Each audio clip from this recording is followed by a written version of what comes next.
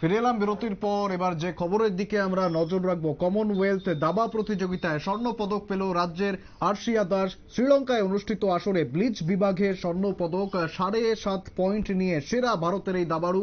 বিস্তারিত জানবো আমরা। আমাদের সঙ্গে টেলিফোন লাইনে রয়েছেন আমাদের ক্রীড়া প্রতিনিধি বিপ্লব চন্দ্র। বিপ্লব দা, ঠিক কতটা সুখবর, আমরা অবশ্যই বুঝতে পারছি একটি আমাদের জন্য একটি সুখবর রয়েছে, এবং ঠিক কিভাবে কি হয়েছে একটু যদি বিস্তারিত জানান।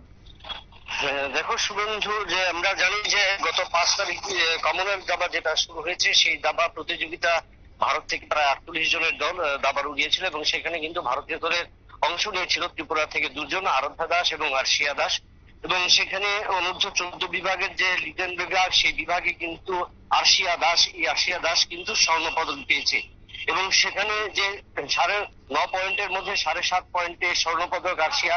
এবং এই পদক জয় করা কিন্তু শুধু রাজ্যের পক্ষে নয়, দেশের পক্ষেও একটা সাফল্য, বিরাট সাফল্য। কারণ কমনওয়েলথের মধ্যে এশিয়া সহ এবং বিভিন্ন যে সমস্ত দেশগুলোর কমনওয়েলথভুক্ত দেশগুলো রয়েছে, তারা প্রত্যেকটাই কিন্তু এই অংশ নিয়েছে। সেখানে ভারতীয় দলের নেতৃত্ব দিয়েছিল এবং অংশ নিয়েছিল ভারতীয় দল থেকে সে আরশিয়া এবং আরাধ্যা।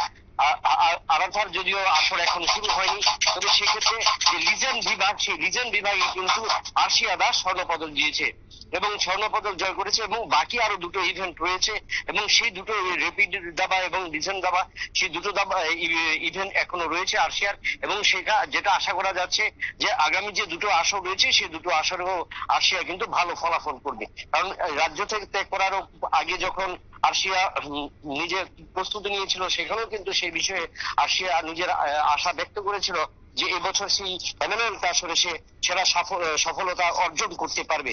এবং তা কিন্তু অনেকটাই আক্ষরিক অর্থে পূর্ণ হলো।